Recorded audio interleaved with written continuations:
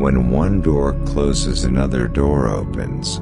But we so often look so long and so regretfully upon the closed door, that we do not see the ones which open for us. Sometimes we stare so long at a door that is closing that we see too late the one that is open. Before anything else, preparation is the key to success. Educate the masses, elevate their standard of intelligence, and you will certainly have a successful nation. America is a country of inventors, and the greatest of inventors are the newspaper men. I do not recognize the right of the public to break in the front door of a man's private life in order to satisfy the gaze of the curious. I do not think it right to dissect living men even for the advancement of science. So far as I am concerned, I prefer a post-mortem examination to vivisection without anesthetics. My knowledge of electrical subjects was not acquired in a methodical manner but was picked up from such books as I could get hold of and from such experiments as I could make with my own hands. In this experiment, made on the 9th of October, 1876, actual conversation, backwards and forwards, upon the same line, and by the same instruments reciprocally used, was successfully carried on for the first time upon a real line of miles in length.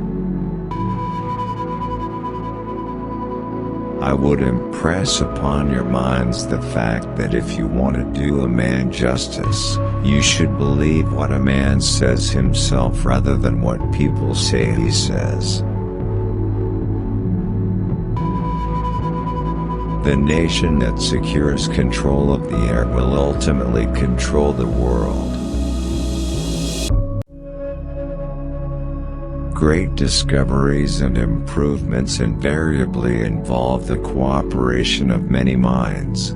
I may be given credit for having blazed the trail, but when I look at the subsequent developments I feel the credit is due to others rather than to myself. What this power is I cannot say. All I know is that it exists and it becomes available only when a man is in that state of mind in which he knows exactly what he wants and is fully determined not to quit until he finds it. A man's own judgment should be the final appeal in all that relates to himself. It is a neck-and-neck race between Mr. Gray and myself who shall complete our apparatus first. He has the advantage over me in being a practical electrician, but I have reason to believe that I am better acquainted with the phenomena of sound than he is, so that I have an advantage there. It is not, of course, complete yet.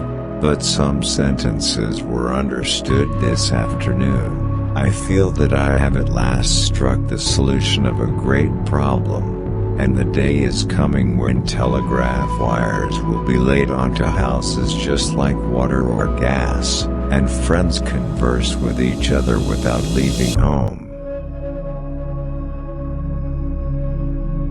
Neither the Army nor the Navy is of any protection, or very little protection, against aerial raids.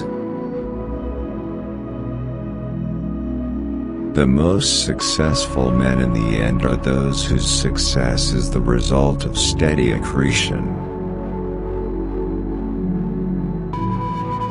I have discovered that my interest in my dear pupil, Mabel, has ripened into a far deeper feeling than that of mere friendship.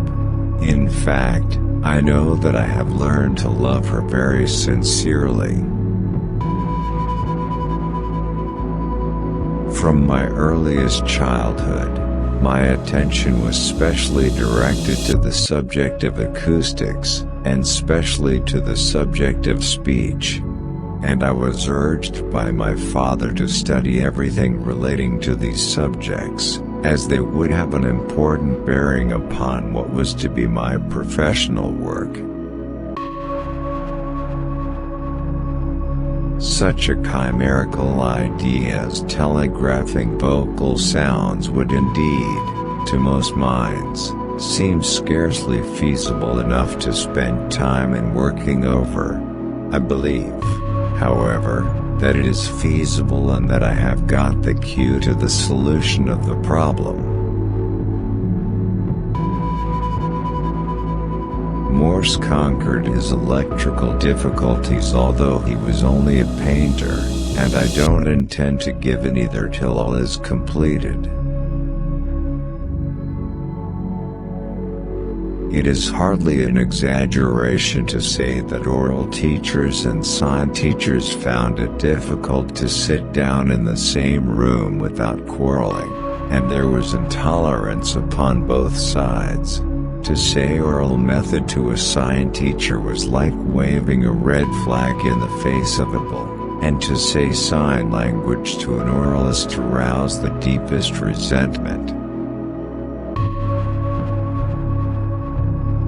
The day will come when the man at the telephone will be able to see the distant person to whom he is speaking. Dumbness comes from the fact that a child is born deaf and that it consequently never learns how to articulate, for it is by the medium of hearing that such instruction is acquired. The only difference between success and failure is the ability to take action. Don't keep forever on the public road, going only where others have gone and following one after the other like a flock of sheep. Leave the beaten track occasionally and dive into the woods. The achievement of one goal should be the starting point of another. Concentrate all your thoughts upon the work in hand. The sun's rays do not burn until brought to a focus. One day every major city in America will have a telephone. You cannot force ideas. Successful ideas are the result of slow growth. Ideas do not reach perfection in a day, no matter how much study is put upon them. Another discovery which came out of my investigation was the fact that when one gives his or her order to produce a definite result and stands by that order, it seems to have the effect of giving one what might be termed a second sight, which enables him or her to see right through ordinary problems. What this power is I cannot say. All I know is that it exists, and it becomes available only when one is in that state of mind in which he or she knows exactly what one wants and is fully determined not to quit until he or she finds it. The inventor is a man who looks around upon the world and is not contented with things as they are. He wants to improve whatever he sees. He wants to benefit the world. He is haunted by an idea. The spirit of invention possesses him, seeking materialization. Thank you for watching this video. Hopefully it's useful. Wait for the next video update. Don't forget to like, comment and subscribe. Have a nice day.